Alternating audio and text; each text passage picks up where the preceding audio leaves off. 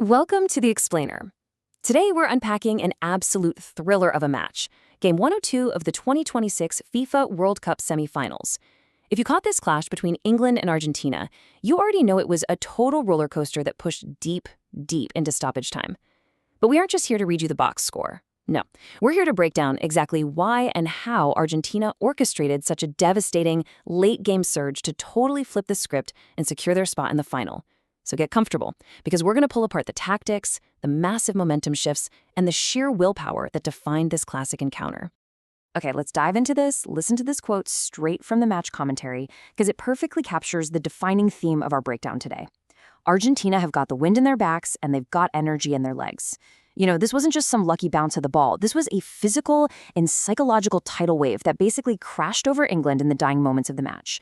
Keep this exact quote in the back of your mind as we go today, because every single tactical shift and substitution we're about to look at was engineered to create this exact reality out on the pitch.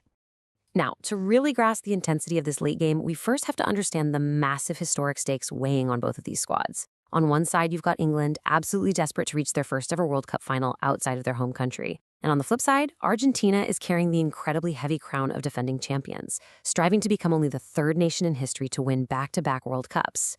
Oh, and adding a little extra spice to the mix, this was their first meeting in 21 years, not since a 3-2 friendly in Switzerland way back when.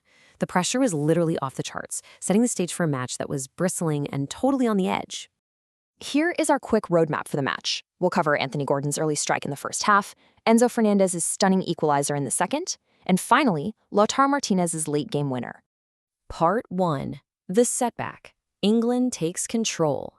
So before Argentina could pull off their epic surge, they really had to weather a storm. Anthony Gordon actually struck first, and honestly, the build-up was exceptional.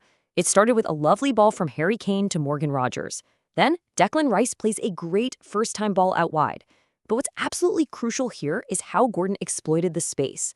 Argentina's Molina looked like he had no idea whether Gordon was running around the front or the back of him. Gordon wisely chose the back, controlled the finish perfectly right off the turf, and just guided it past Martinez.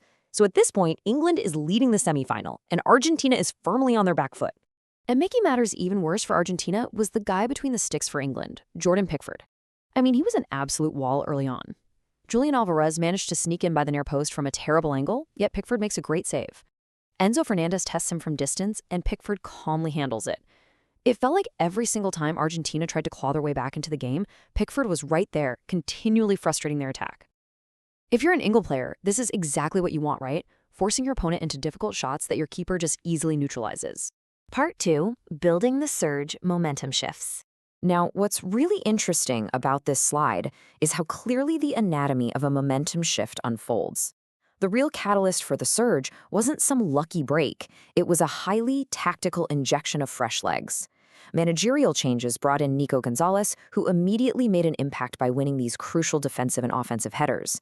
Then Gonzalo Montiel comes in at right back and instantly stabilizes the flank. And the relentless pressure they started applying, it was suffocating. Look at Alexis Mac Allister, who incredibly didn't even look tired yet. He hit the post not once, but twice. It was just wave after wave, header after header. You could literally feel how Argentina began to physically overwhelm a visibly tiring English side. Well, all of that relentless pressure finally cracked the dam. Enzo Fernandez completely leveled the playing field with an absolute beauty of an equalizer. Argentina worked a short corner, which, is something that normally might not threaten a really set English defense. But Fernandez found his spot. He sneaks into the penalty area, sets his sights up, and just smashes a stunning, unbelievable strike right past Pickford. Now, there was a super tense moment where the referee checked the screen for a potential offside on Messi during the build-up, but the goal stood. Boom. The match was tied, and the momentum was now fully entirely clad in blue and white. Part 3. Messi inspires the comeback. And this brilliantly illustrates the sheer tactical genius of Lionel Messi. I mean, this is exactly how you dismantle a defense in the dying moments of a World Cup semifinal. Let's break it down. First, Messi gets the ball out wide. Every single person in that stadium, and especially those English defenders, are totally expecting him to chop back onto his legendary left foot, right? It's his signature move. But then, he completely fixed them out. Instead of cutting inside, he drives down the line on his right foot. And from that totally unexpected position, he stands up a cross that is absolutely on the money. He literally couldn't have delivered it any faster, any harder, or any better. Because of Messi's brilliant deception, the defense was left entirely out of position. Lautaro Martinez, who is somehow totally unmarked, climbs majestically, hangs in the air with just absolutely exquisite timing, and thumps the header into the back of the net. They just couldn't stop it. This wasn't just a goal, it was the ultimate culmination of all the energy, the fresh legs, and the tactical brilliance we broke down just a few moments ago. Part 4. Energy and experience, prevailing late game. The contrast between these two squads as the match stretched into the 12th added minute was just stark. On one side, England was withering. Despite a truly superb effort early on, the relentless physical toll of Argentina's attack left them falling short once again, relegating them to the bronze medal match. On the other side, Argentina looked completely energized. Just like our opening quote stated, they truly had the wind in their backs. They navigated an incredibly complex, exhausting match and emerged as the victors, officially punching their ticket to the 2026 final. So what should you really take away from all this? Well, we've just witnessed a masterclass in how smart substitutions, relentless offensive pressure, and singular moments of tactical brilliance can completely flip a football match. But it does leave us with one massive lingering question.